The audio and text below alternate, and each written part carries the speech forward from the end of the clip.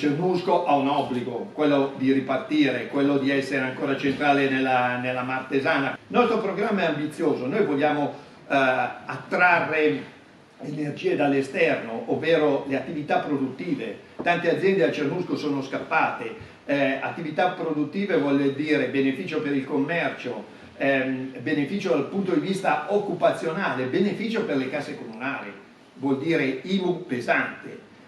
Dobbiamo affinare, migliorare i servizi, dobbiamo migliorare la città è sporca, per cui vogliamo un presidio maggiore su questo.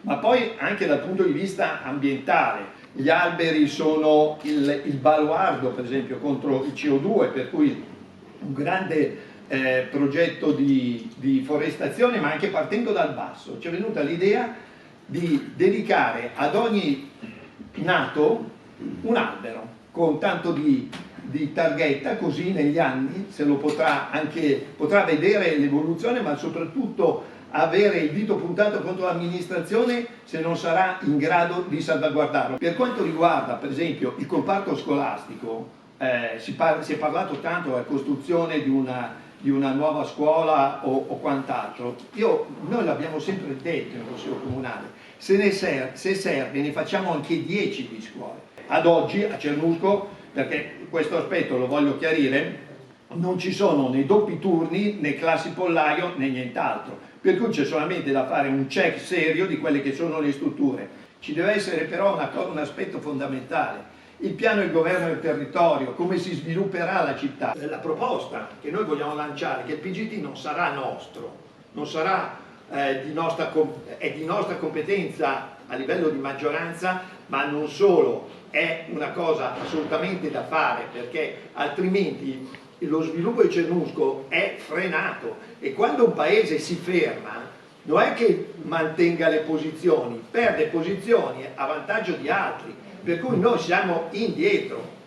Bisognerà fare un ragionamento su tutti, sulle aree destinate ai servizi, alla rigenerazione, e anche secondo me c'è un grosso maquillage da fare all'interno della città, nel centro storico. Per esempio ci sono le cascine, alcune sono in condizioni veramente terribili.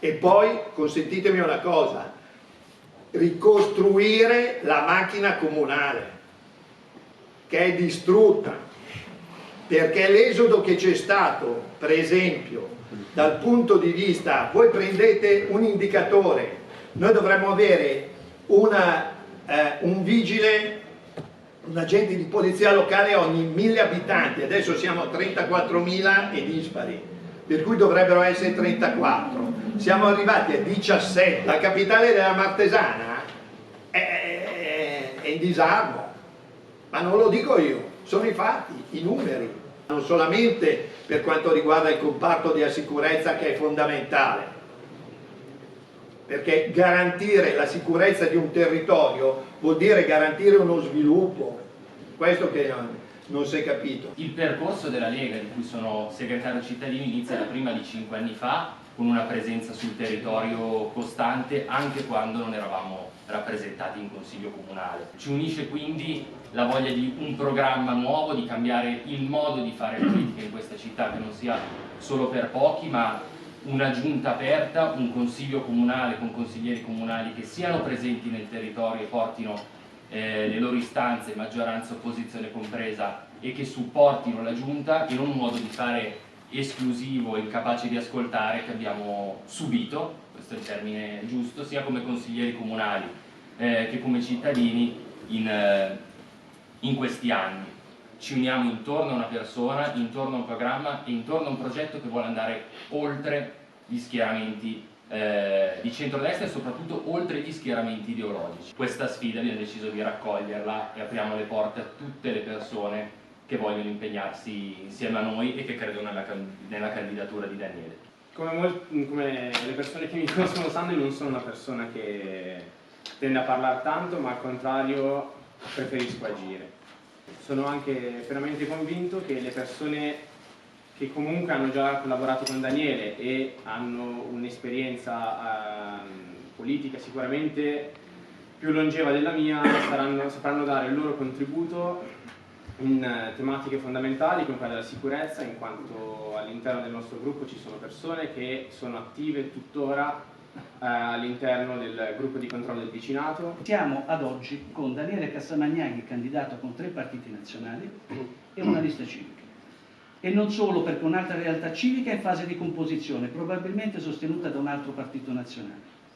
Ultimi dati: ad oggi abbiamo un gruppo di lavoro con oltre 100 sostenitori, più precisamente 109, 60 persone sono impegnate da settimane alla realizzazione del programma elettorale su 9 aree tematiche. Noi, ripeto, non abbiamo alle nostre spalle né interessi economici, né gruppi, né niente, abbiamo solamente voi, abbiamo solamente voglia di cambiamento e abbiamo solamente i cernoschesi che vorranno darci fiducia, ma la fiducia nei miei confronti come candidato sindaco, ma la fiducia in tutta la squadra. Quello che vediamo oggi, quello che abbiamo creato non è un movimento spot.